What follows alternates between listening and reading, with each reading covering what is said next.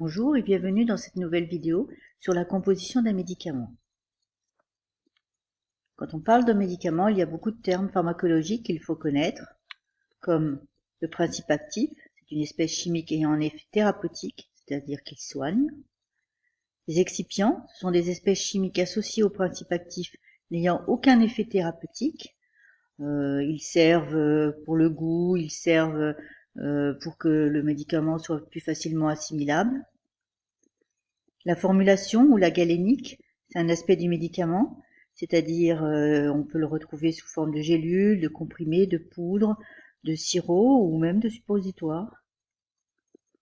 Le médicament princeps, c'est un médicament développé par un laboratoire, il est breveté, il sera utilisé pendant 10 ans et ensuite il pourra être copié.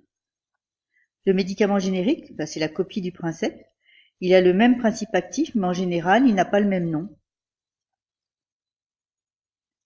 Pour déterminer les caractéristiques chimiques présentes dans un médicament, il faudra les identifier. Pour cela, on peut utiliser leurs caractéristiques physiques. Elles sont différentes pour chaque espèce chimique. La première caractéristique physique est la température de changement d'état. Il y en a 6 au total. Il y a la fusion entre solide et liquide, et la solidification, liquide-solide, l'évaporation entre liquide-gaz, la liquéfaction entre le gaz et le liquide, la sublimation entre le solide et le gaz, et la condensation entre le gaz et le solide. Il faut savoir que la température du changement d'état est la même entre deux états, quel que soit le sens. On pourra mesurer la température de fusion solide-liquide à l'aide d'un banc-Keufler et la température d'ébullition entre liquide et gaz à l'aide d'un thermomètre. Chaque espèce a un volume donné pour une masse correspondante. C'est ce qu'on appelle la masse volumique. On la calcule avec cette formule, ρ, donc c'est une lettre grecque, à pas confondre avec P, c'est la masse divisée par le volume. Alors en ce qui concerne les unités, la masse peut être en kilogrammes, en grammes ou en milligrammes, le volume en litres, en millilitres, en mètres cubes, décimètres cubes ou centimètres cubes, et alors la masse volumique, elle aura l'unité de masse divisée par l'unité de volume.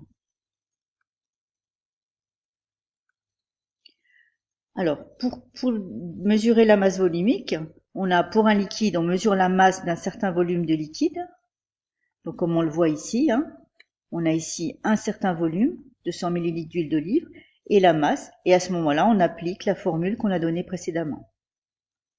Pour un solide, on détermine le volume V du solide, ici à partir des cotes, puis on mesure la masse, ici 5,4 grammes, et à ce moment-là aussi, on calcule à partir de la formule ρ égale m sur V.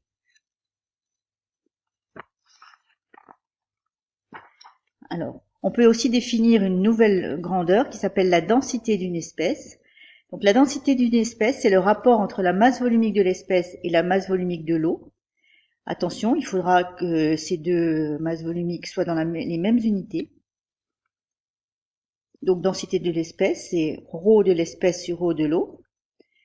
Et la densité de l'espèce, ce sera une grandeur sans unité.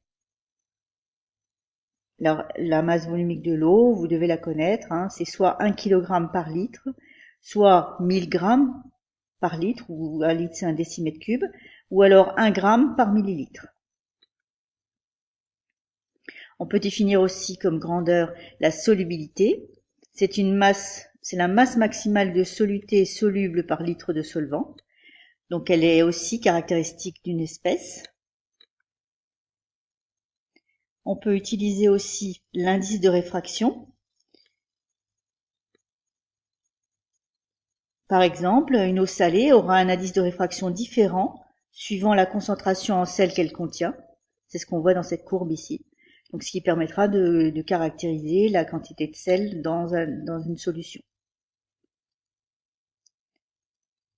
En chimie, l'espèce chimique qui peut nous intéresser dans un produit, naturel ou synthétisé, est rarement seule.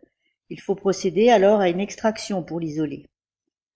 Alors une solution très simple, que vous connaissez bien, pour extraire un solide d'un liquide, c'est de filtrer. Le liquide qui est filtré s'appellera le filtrat, et le solide restant s'appellera le résidu. Lorsque l'espèce à extraire est dissoute dans un liquide, on peut utiliser un autre liquide pour l'extraire. C'est ce qu'on appelle l'extraction liquide-liquide ou extraction par solvant. On verra cette technique en travaux pratiques, mais vous pouvez d'abord aller regarder la vidéo du même nom. Une dernière technique à connaître est la distillation. C'est une séparation des espèces par chauffage. On a vu précédemment que les espèces chimiques ont des températures d'ébullition différentes. Si on chauffe un mélange, comme le pétrole, les espèces vont sortir selon leur température d'ébullition.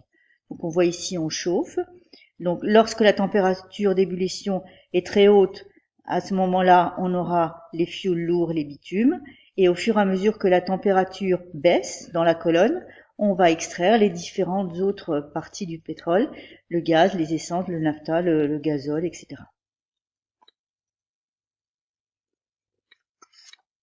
En seconde, on effectuera en TP une hydrodistillation, c'est-à-dire distillation avec de l'eau. Donc voici le montage. On introduit l'espèce qui se trouve dans laquelle se trouve l'espèce à extraire avec de l'eau et de la pierre ponce dans un ballon. On chauffe, ici, à l'aide du chauffe-ballon, placé sur un support élévateur. L'espèce à extraire est entraînée par les vapeurs d'eau vers le réfrigérant à eau.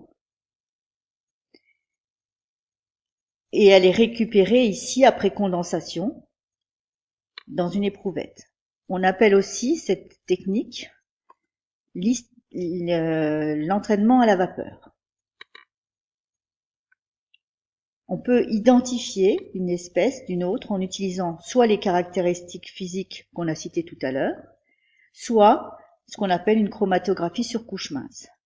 On réalisera cette chromatographie en TP, mais avant, je vous invite à aller regarder la vidéo CCM sur le Padlet.